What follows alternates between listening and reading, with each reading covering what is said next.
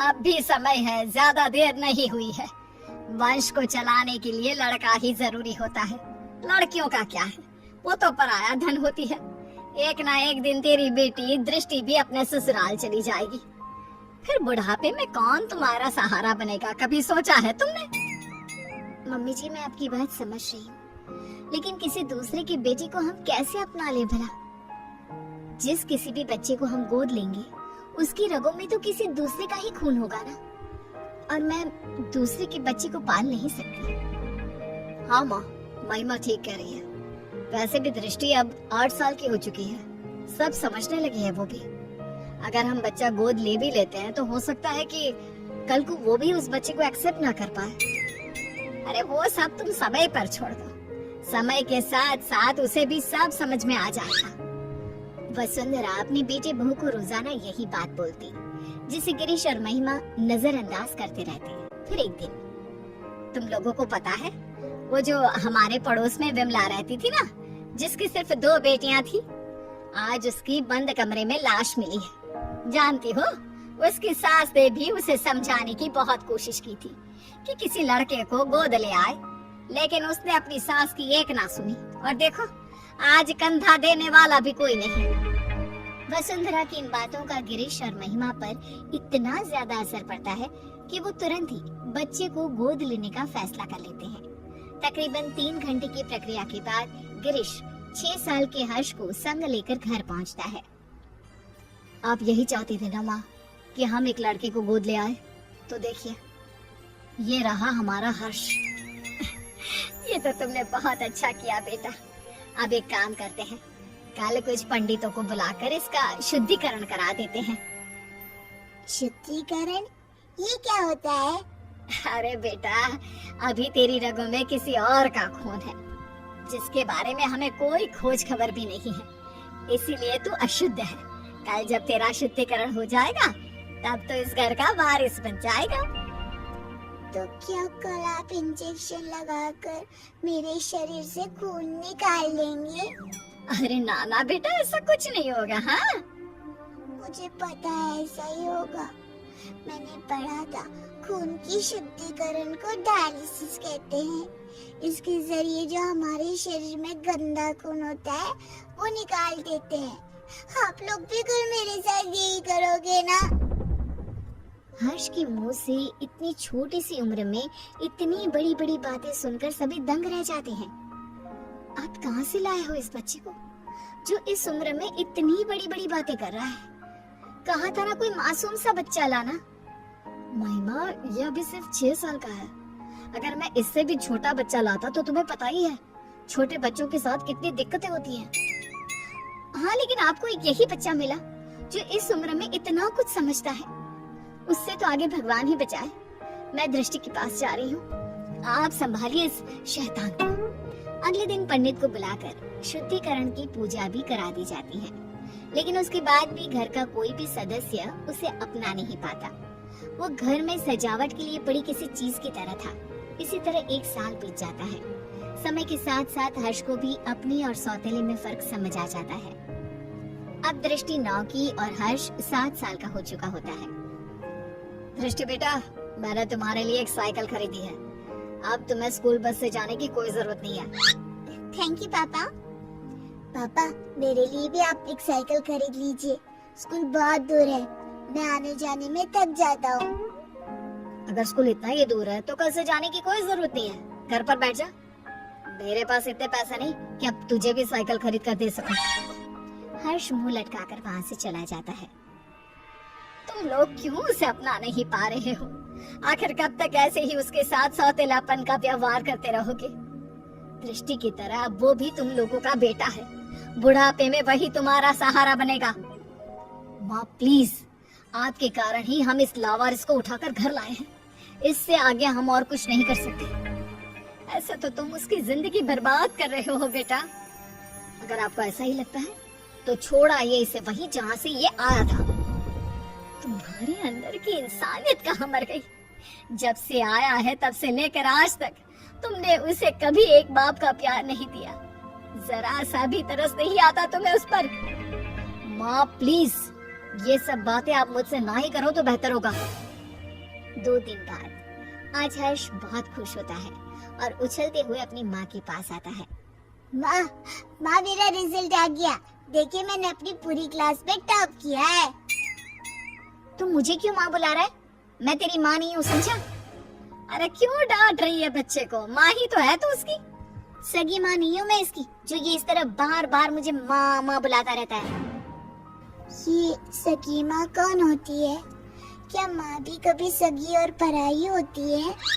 लो, फिर शुरू हो गया। माँ जी, आपने ना इसे बहुत सर पर चढ़ा रखा है। अब आप ही संभालिए इसे। दृष्टि स्कूल से आती होगी, मुझे उसके लिए खाना भी बनाना है। इतना कहकर महिमा वहाँ से चली जाती है। दादी, कोई मुझे प्यार क्यों नहीं करता? सब दीदी से ही क्यों प्यार करते हैं? अरे ना बेटा, ऐसी कोई बात नहीं है।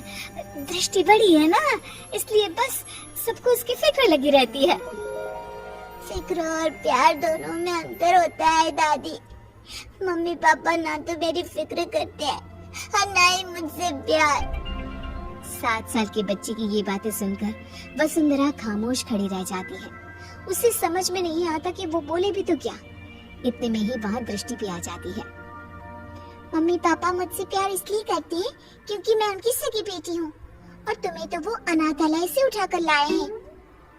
दृष्टि, कितनी बार समझाया है, इस तरह बात नहीं करते। छोटा भाई है वो तुम्हारा। ये मेरा कोई भाई नहीं है। दीदी, मैं आपका सगा भाई नहीं हूँ, तो मेरा भी तो आप लोगों से कोई खून का रिश्ता नहीं है। उसके बाद भी जब मैं आप लोगों का स्वीकार कर सकता हूँ, तो आप लोग क्यों नहीं अपना रहे मुझे? शोर सुनकर गिरीश और महिमा भी बाहर आते हैं। इतना शोर क्यों हो रहा है यहाँ? क्या चल रहा है ये सब? देखिए ना पापा इस लड़की को। क्यों रे हर्ष, आप कौन सा ज्ञान झाड़ रहा है तू? मैंने तो बस छोटा सा सवाल ही पूछा था दीदी से। अगर उनके लिए मैं कोई गैर हो, तो आप कौन से मेरे सगे हैं? उसके बाद भी जब मैं आपको अपने जन्मदाता की जगह दे सकता हूँ, तो आप लोग ऐसा क्यों नहीं कर सकते? हर्ष के इन सवालों से पूरे घर में सन्नाटा छा जाता है। वसुंधरा अपने आंसू पोंछते हुए गिरीश और महिमा से सवाल करती है। अब क्यों चुप हो तुम लोग?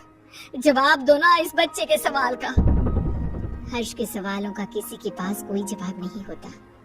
गिरीश और महिमा बिना कुछ बोले अपने रूम की तरफ चले जाते हैं।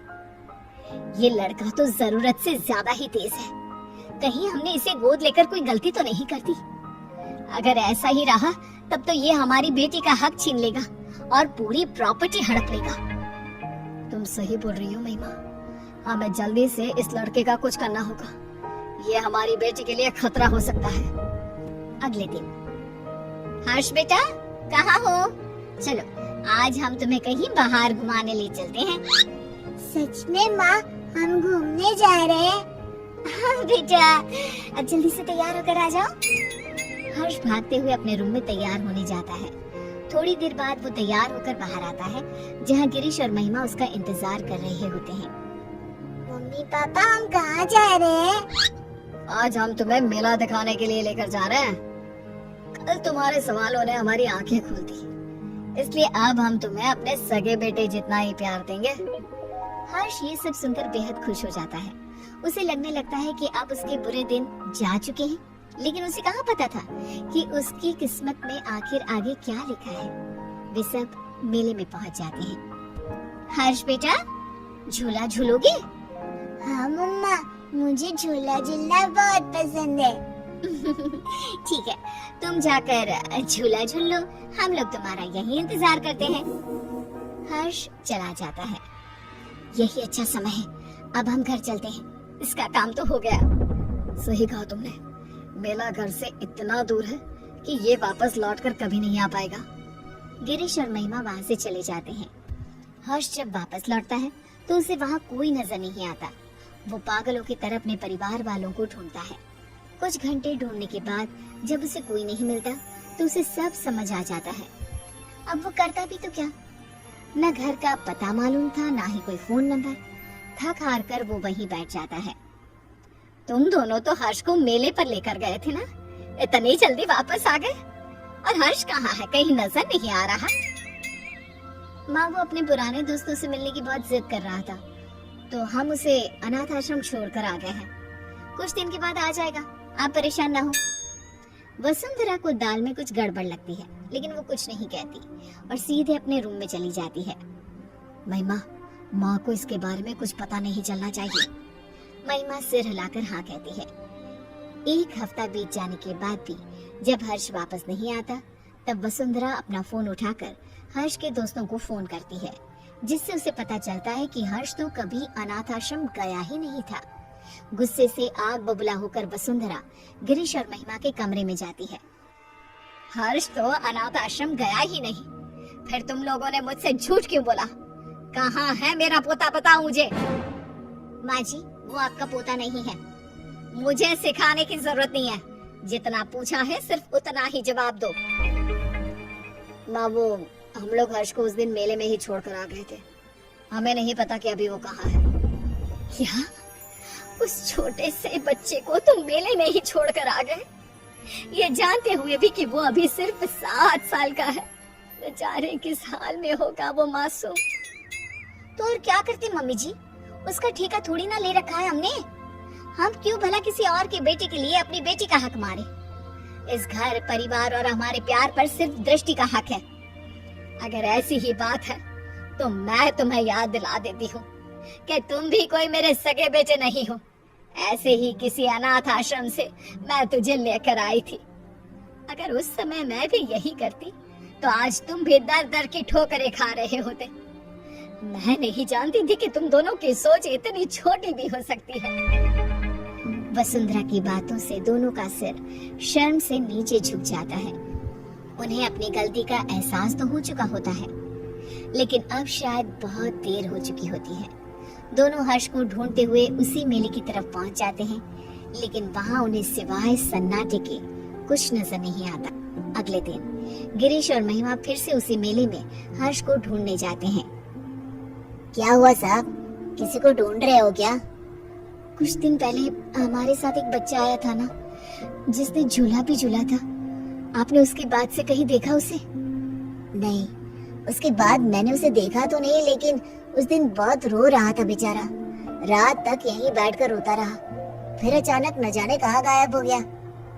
गिरीश और महिमा आगे बढ़ते हुए फिर किसी से पूछते हैं, आप जिस बच्चे को ढूंढ रहे हो ना, वो तो 2 दिन पहले ही मर चुका है। बेचारा पिछले कई दिनों से यहाँ रोज आकर अपने मम्मी पापा को ढूंढता था। कई दिनों से कुछ खाया भी नहीं था उसने। फिर एक दिन एक्सीडेंट में उसकी मौत हो गई। 7 साल की मासूम की मौत के बारे में सुनकर गिरीश और महिमा के पैरों तले जमीन खिसक जाती है। उनकी घटिया सोच आज एक मासूम की मौत की वजह बन चुकी थी। क्या गिरीश और महिमा का एक 7 साल के बच्चे को लेकर ऐसा बर्ताव उचित था? गोद लिए हुए बच्चे को अपनाने के बाद भी आखिर क्यों उन पर सौतेले और अनाथ होने का टैग लगा दिया जाता है?